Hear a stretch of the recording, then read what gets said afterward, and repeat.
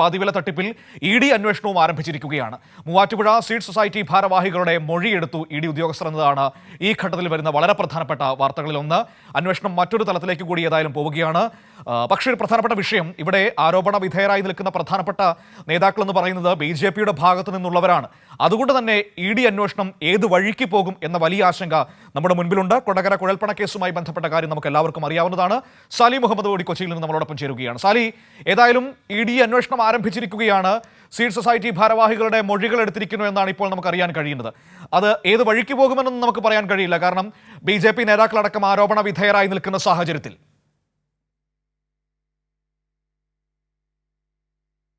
Sally കേൾക്കാമോ? മനു, അതായത് ഒരു 4 ദിവസം മുമ്പ് ഇതിൽ ECIR കോടതി ED രേഖപ്പെടുത്തിയിരുന്നു, രജിസ്റ്റർ ചെയ്തിരുന്നു. അതിൻ്റെ തുടർച്ച എന്നോണമാണ് അന്വേഷണത്തിലേക്ക് കടന്നത്. ഇന്ന് മൂവാറ്റുപുഴ സീഡ് സൊസൈറ്റി ഭാരവാഹികളുടെ മൊഴി രേഖപ്പെടുത്തി എന്നുള്ളതാണ് ഇന്ന് അന്വേഷണത്തിൻ്റെ ഭാഗമായി ഉണ്ടായ ഏക നടപടിക്രമം.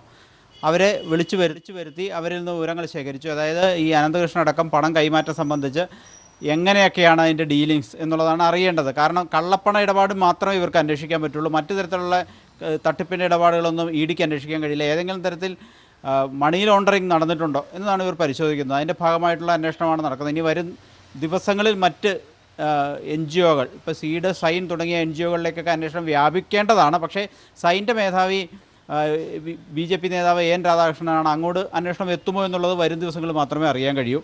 ഏതായാലും ED അന്വേഷണം ആരംഭിച്ചിട്ടുണ്ട് എന്നുള്ളതാണ് ഏറ്റവും പുതിയ കാര്യം. പക്ഷേ നടപടികളിലേക്ക് കടക്കുന്നതിന് വൈകും. കാരണം ഇതിൽ കള്ളപ്പണ ഇടപാട് ഒരു പ്രാഥമികമായി ബോധ്യപ്പെട്ടാൽ മാത്രമേ ഈ സ്വത്ത് കണ്ടുകെട്ടലടക്കമുള്ള നടപടികളിലേക്ക് EDക്ക് കടക്കാൻ കഴിയൂ. വരും ദിവസങ്ങളിൽ അത് ഉണ്ടാകും എന്ന് തന്നെയാണ് പ്രതീക്ഷിക്കുന്നത്.